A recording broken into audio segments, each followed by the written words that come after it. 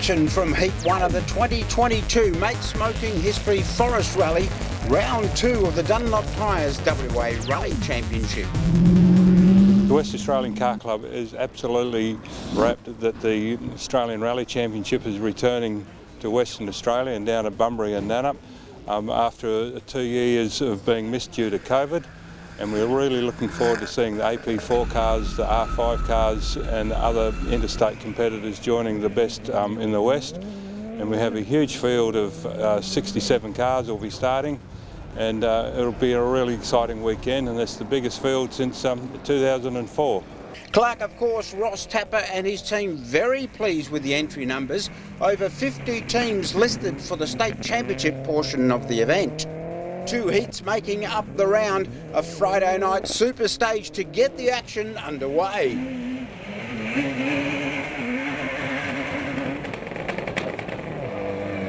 Good work from Max McRae, rewarding him with a 6-second advantage after 4 runs of the Shannon's Bunbury super stage. Cersei and Nicole fast and clean to take second place, and first-time rallying man Alex Rullo a fine third place. The two-wheel drive battle going in favour of Alcorn and Charleston.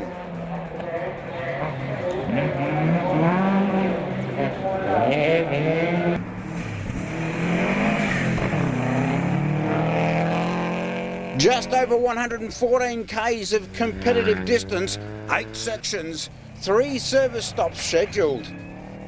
The weather fine with the road conditions damp in some places, however generally very, very good. And 9 left. 9 right. A mixed bag from 3 of the 4 stages run, leading into the halfway service. 3 different section winners. Daniel Gonzalez jumping out of the blocks and taking the first stage, albeit by just 1 second. Rando and Beckworth grabbing a 2-second advantage on SS2 Brockman, and while the Thorburn stage was cancelled, O'Dowd and Fever chimed in, setting fastest on the first run of Healthways.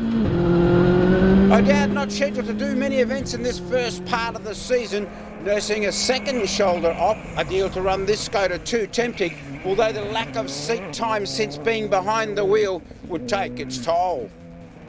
At the service, the consistency of the Swift Motorsport duo rewarded them with the state championship lead. However, just 4 seconds from Rando, McRae and Kieran's a further 15.9 seconds back.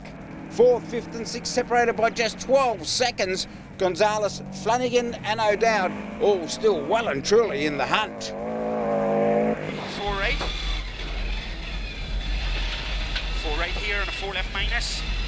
A distinct change in attitude for Max McRae on the afternoon sections. He and co-driver Kieran's taking 4 from 4 and punishing the chasers with very quick runs on the final 2 stages of the day. They would eventually take the heat win with a 17.5 second margin, a calculated drive and no mistakes, paying the ultimate dividend.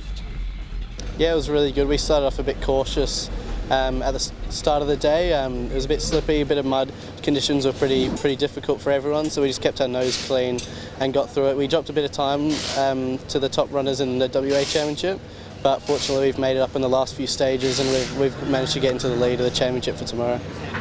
8 right in up there, then 80.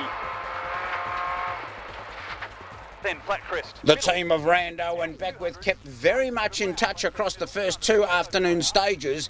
They narrowly missed the lead time by just around a second on each section. The next 2 runs is where most time was lost to the leaders. That said, their speed across the ground good enough for second place outright, and of course adding valuable championship points to the lead in the series. Rando certainly eyeing the championship prize and looking to add more on Heat 2. We've got to just keep banking those points. It's a long series. We did well at the Windvale complex there, so look, we got to be smart about it. Keep clocking those points up because, like I said, it's a long series. Can't be chucking away anything, so we'll keep pushing along. Third place for Ben Cersei after a clean but frustrating day. The crew would find a turbo boost issue that kept their Evo down on outright pace, and so Ben understandably a little disappointed. Yeah, I would have liked to have gone a little better. We were leading at the lunchtime break, but by the time we got back here this afternoon, we've dropped back to third. As the stages dried out, the Savo, we needed a bit more power, especially on those uphill stages in Thorburn. We dropped a lot of ground through there. Signalling that his speed on round one of the series was no fluke, newcomer Daniel Gonzalez not only took a stage win, but put in a brilliant effort consistently just off the lead times and finishing fourth on this heat. Absolutely stoked with how the day went. Finally, we feel that the hype around Forest Rally here in WA is a real one, and it's good to finally have experienced that ourselves. Absolutely breathtaking and epic roads. We got to do the recce over the last few days, but to get to drive them today was amazing. Defending champions O'Dowd and Fever, fifth place in a steady run, just happy to be in the field and of course not wanting to risk the new mount. Jack Flanagan had a very much up and down heat one. Some good results including second and third fastest times. However, brake issues made the car inconsistent across the day's stages, and unfortunately a rock dragged onto the Thorburn 2 run resulted in a smashed rim and over a minute lost. Sixth outright, a good save. One of the great battles of the day, that of Gary Whittle and Dave Thomas. Equal times on one stage and several sections with just a second separating them. Unfortunately, a brake line failure for Whittle cost him over a minute on the Brockman 2 section, finishing out of the top 10. A very well driven sixth for Thomas and Lister, this pair looking more and more settled. Peter Rouleau and son Alex 9th and 10th. Peter having better luck with the Race Talk Peugeot and certainly very quickly coming to grips with this gravel thing. Son Alex taking no time at all to get familiar with this sideways action business and putting in a brilliant first time appearance. I'm guessing we're going to see a lot more from this guy.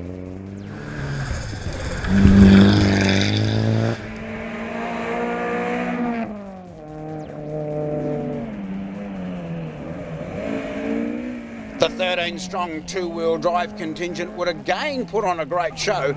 A brilliant mix of machinery, front wheel, rear wheel, modern and classic, all very well represented. Alcorn added to his Friday night lead and set some very impressive stage times across the morning's sections. He and co-driver Charleston continued with the pace on the afternoon's repeat sections, building a good buffer before an issue on Brockman 2. The throttle jammed wide open, needing Glenn to force extra brake and clutch application, this inevitably causing an issue with the Escort. However, they'd get to the finish, taking the heat wing.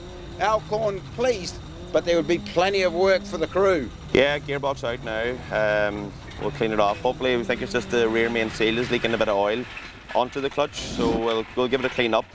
Our spare clutch, unfortunately, is in Perth, so it might be a long drive back tonight for the clutch, but we'll see. The boys are going to work hard anyway, as they normally do, and we'll try and get out again for tomorrow. Gary Mills and Alex White toughed it out across the day's stages, both teams swapping wins against each other and in some cases just seconds in it. Mills and Gray putting in a big effort on the longer sections, rewarded with big wins. They'd hold down second place throughout the changing conditions, bagging valuable two-wheel drive points as they defend their title. Alex and Lisa White needed to settle for third. In the process, they stretched out a good gap back to fourth place Julian Wright in the Datsun 1200. Todd Payne, a good day's work for fifth place, and a shout out for young gun Jared Sewell. His smooth drive in the underpowered charade, no mean feat, sixth place for heat one.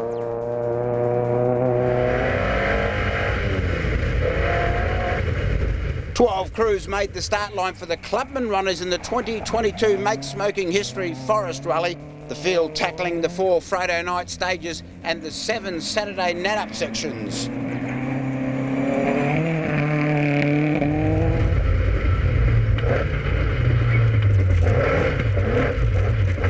A clean sweep for Andy Van Cannon, second-time co-driver Catherine Seaman in the Masters class. Not a bad job for AVK in his 51st year of rallying.